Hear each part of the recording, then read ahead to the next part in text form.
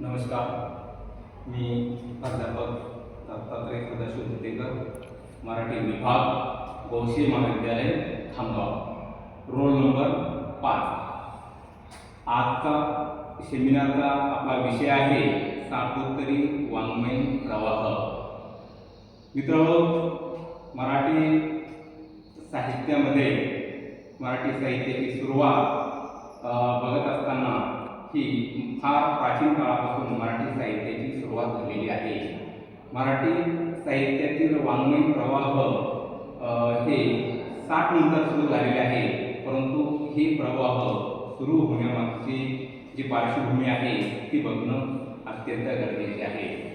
भारतामध्ये स्वातंत्र्यपूर्व कालखंडामध्ये भारतामध्ये वर्णव्यवस्था होती.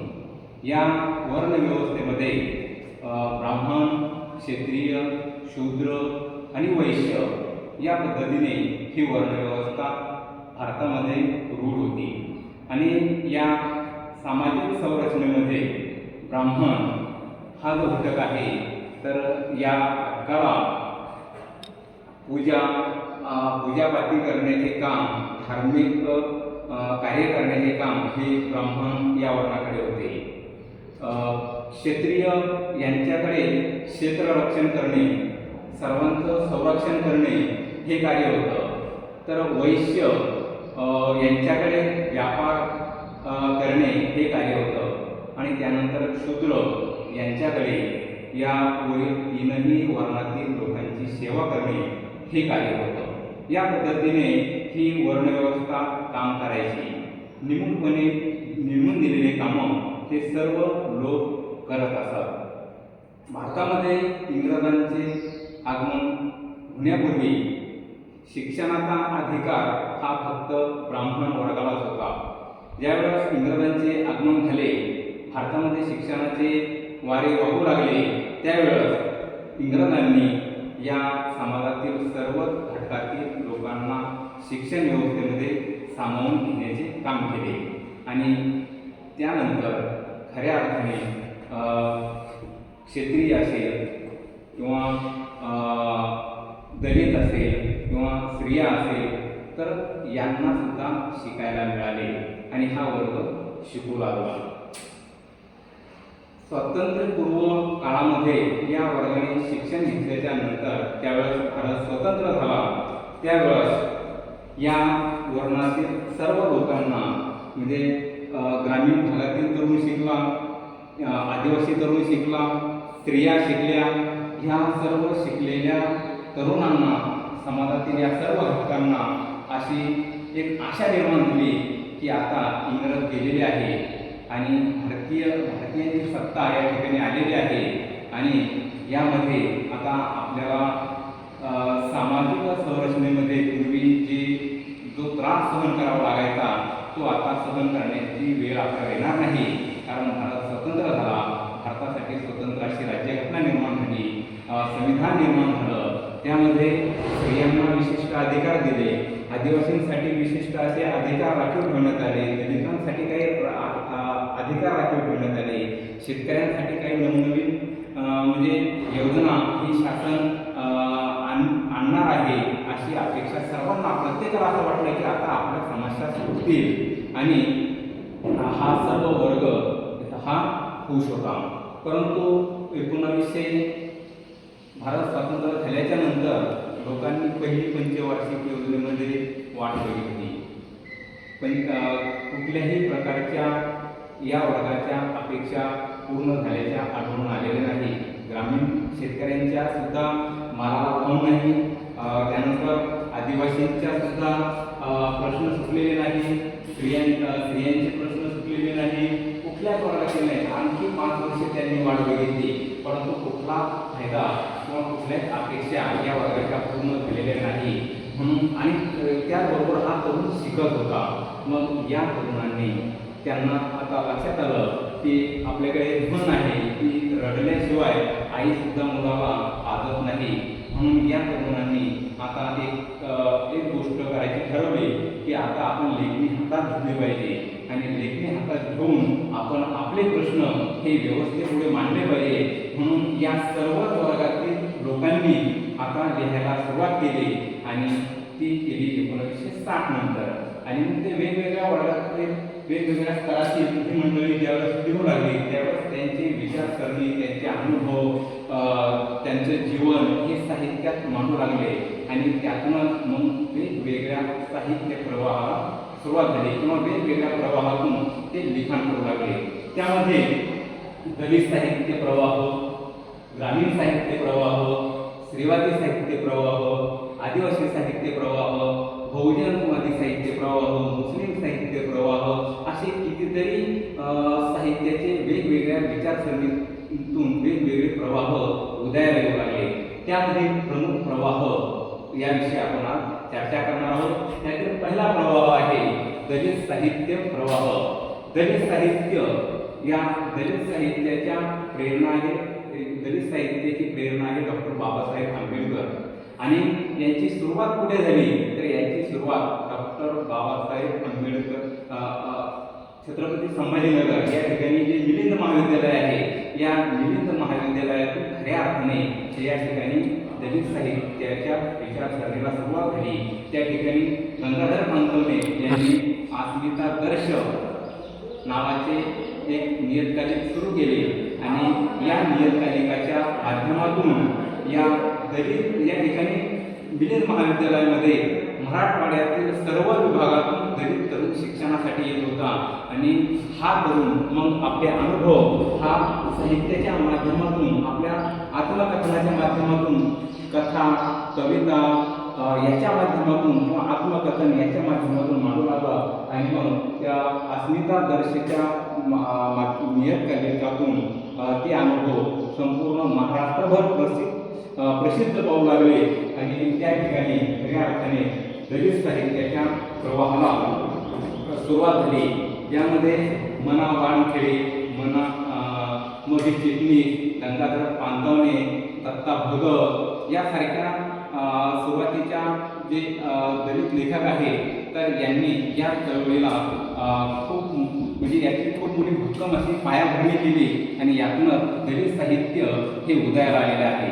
दलित साहित्याच्या मुख्य सूत्र काय आहे तर दलित साहित्य याची मुख्य सूत्र आहे वेदना, विद्रोह आणि नकार. वेदना म्हणजे काय तर आजपर्यंत प्रस्थापित व्यवस्थेमध्ये त्यांना जे नाकारलेलं होतं, त्यांना समाजामध्ये दिलेली जी हीन वागणूक होती, त्यांना शिक्षणाचा अधिकार नव्हता आणि शेती करण्याचा अधिकार नव्हता, त्यांना म्हणजे वेगवेगळ्या नावाने हिणवलं जायचं, त्यांना तुच्छ समजलं जायचं. तर हजारो वर्षापासूनची ही वेदना त्यांच्या मनामध्ये म्हणजे घट्ट म्हणजे रुतून बसलेली होती. तर या वेदनेच्या विरोधात ही वेदना मुखर करणे, या साहित्याच्या माध्यमातून आवाज म्हणून एक समाजासमोर आणणे, तर ही वेदना त्यांनी साहित्याच्या माध्यमातून ही समाजासमोर आणलेली आहे. तर ही वेदना त्यानंतर विद्रोह, त्यांनी साहित्याचं महत्त्वाचं सूत्र आहे विद्रोह. विद्रोह म्हणजे काय तर प्रस्थापित व्यवस्थेच्या विरोधामध्ये पुकारलेलं बंड म्हणजेच विद्रोह.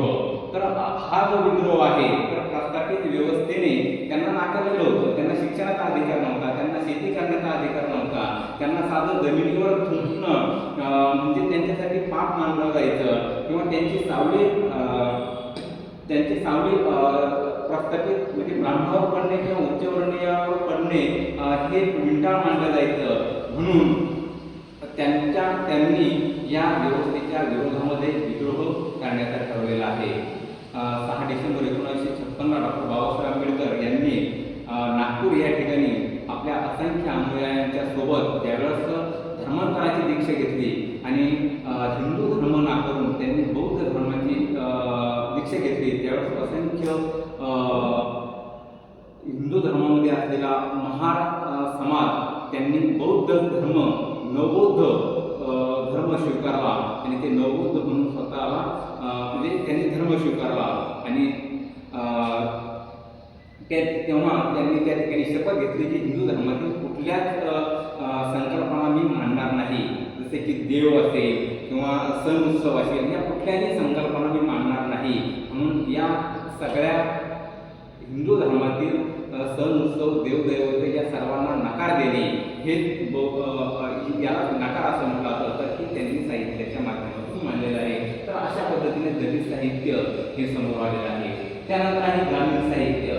ग्रामीण साहित्यातील शेतकऱ्याला सुद्धा शेतकऱ्याचा मुलगा शिकू लागला. त्या भारत स्वतंत्र झाल्याच्या नंतर त्याला वाटू लागलं की आता आपल्याला सुद्धा आपल्याला चांगले दिवस येतील, चांगले बी बियाणे येतील, खते येतील, औषधे येतील, आपल्या मालाला चांगला भाव मिळेल म्हणून त्यांनी 60पर्यंत वाढ बघितली. परंतु त्याच्याही अपेक्षा फोल ठरल्या आणि त्याच्याही मालाला कुठे भाव आलेला नाही. म्हणून त्यांनी सुद्धा लेखणी हातात घेतली आणि आपले प्रश्न हा साहित्याच्या माध्यमातून मांडू लागला. आणि त्यातूनच मग त्यामध्ये रावण बोराडे असतील, आनंद यादव असतील, भास्कर चंद्रशिव असतील, वासुदेव मुलाटे असतील किंवा नागनाथ तोतापल्ले या ग्रामीण लेखकांनी ग्रामीण साहित्याची चळवळ चालू केलेली आहे, सुरू केली. आणि यामध्ये नंतर भरपूर मराठवाड्यातील तरुणांनी सहभाग घेतला, मोठ्या प्रमाणात साहित्य निर्माण केले, आपले प्रश्न साहित्याच्या माध्यमातून मांडू लागले. त्याचबरोबर स्त्रीवादी साहित्य हाही एक अत्यंत महत्त्वाचा प्रश्न आहे. म्हणजे हा प्रश्न पुरुष प्रधान व्यवस्थेला तर धक्का देतो, परंतु एक नवीन आपल्या अस्तित्वाचा शोध घेण्याचा प्रयत्न या स्त्रिया करतात. हा प्रश्न केवळ महाराष्ट्रापुरता मर्यादित नव्हे, तर हा जागतिक प्रश्न होता. यापूर्वीही व्हर्जिनिया वुल्फ असेल, सीमांत भाऊ असेल, तर यांनी स्त्रियांच्या अस्तित्वासाठी जी चळवळ चालू केलेली होती ती जगभर प्रसिद्ध पावलेली होती. आणि त्याचीच प्रेरणा घेऊन ती चळवळ 1975 मध्ये भारतात आली. आणि या ठिकाणी सुद्धा स्त्रियांनी आत्मसन्मानासाठी साहित्य लेखनामध्ये उडी घेतली. आणि यामध्ये सुरुवातीच्या ज्या लेखिका आहेत तर त्यामध्ये महत्त्वाच्या लेखिकाचे नाव घ्यावं लागेल तर सावित्रीबाई फुले आहे. त्यानंतर आनंदीबाई जोशी आहे. या लेखिकांनी आपल्या साहित्याच्या माध्यमातून आपले दुःख हे समाजासमोर मांडले आणि आपल्या दुःखाला वाचक होण्याचं काम केलेलं आहे. अशा पद्धतीने आदिवासी साहित्य हे सुद्धा जंगल आणि जमीन यांच्या अस्तित्वासाठी संघर्ष करू इच्छिते. आणि त्यामध्ये आदिवासी तरुणांनी सुद्धा मोठा सहभाग नोंदवला आहे. मोठ्या प्रमाणात आदिवासी साहित्य त्यांनी निर्माण केलं. आणि जल म्हणजे पाणी, जंगल म्हणजे जमीन आणि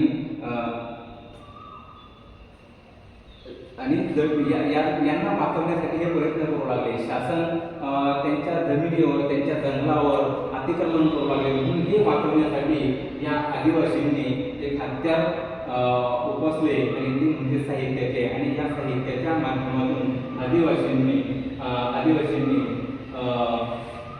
आपल्या प्रश्नाला वाचा फोडण्याचे काम केलेले आहे. तर अशा पद्धतीने हे सातोत्तरी वाङ्मयीन प्रवाह जे आहे तर हे 1960 नंतर सुरू झालेले महत्त्वाचे प्रवाह आहे. मराठी साहित्य क्षेत्रामध्ये मोलाची भर घालण्याचं काम या प्रवाहाने केले. आणि समाजातील सर्व स्तरातील लोकांच्या भावना व्यक्त करण्यासाठी महत्त्वाचे हे प्रवाह ठरलेले आहेत. तर अशा पद्धतीने आज आपण सातोत्तरी वाङ्मयीन प्रवाह याविषयी माहिती घेतली. धन्यवाद.